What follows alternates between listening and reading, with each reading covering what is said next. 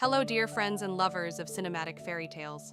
If you enjoy magical storytelling like this, remember to like, subscribe, and share to support Paikechuyen. Now, let us enter one of the most thrilling tales ever told: Alibaba and the 40 Thieves. Long ago, in a sunlit eastern land, lived two brothers, as different as dawn and dusk. Kasim, the older brother, wealthy, proud, surrounded by luxury. Alibaba, humble, kind, living in a small clay house at the edge of the bustling market. Alibaba worked as a woodcutter, always sharing what little he had. Kasim lived for gold, for power, for vanity.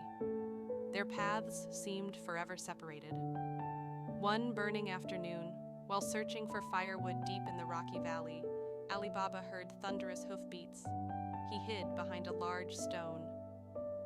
40 black-cloaked riders emerged, fierce, armed, their leader commanding with a voice that shook the valley. "Open sesame!" The cliff split open, revealing a glowing cavern. After they left, Alibaba whispered the same words. The door opened. Inside lay mountains of treasure: gold, jewels, weapons, silks, the wealth of decades of raiding.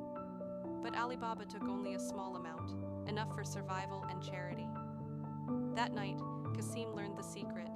Greed consumed him. He rushed to the cave at dawn, loaded treasure endlessly, forgetting everything else.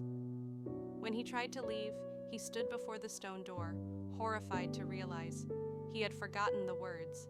He screamed, begged, but the door was silent. When the thieves returned, Kasim's fate was sealed. Alibaba later found his brother and brought him home with sorrow in his heart.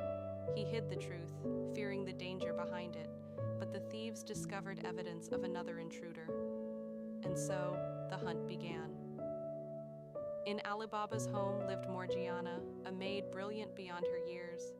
Her sharp eyes noticed every detail, every odd gesture, every suspicious glance. She would soon prove herself the true protector of their household. One evening, a merchant brought 40 large oil jars, requesting to store them overnight. Alibaba agreed, but Morgiana sensed something wrong. The jars were too heavy and had no scent of oil. She checked one jar. Inside crouched a thief with a blade. One after another, the jars were filled with men ready to murder the family. With calm resolve and razor-sharp strategy, Morgiana defeated the entire ambush in the darkness of night. When the leader returned, he found his army destroyed. Days later, a charming merchant arrived in town, elegant, polite, with expensive gifts. Alibaba welcomed him warmly, but Morgiana recognized him.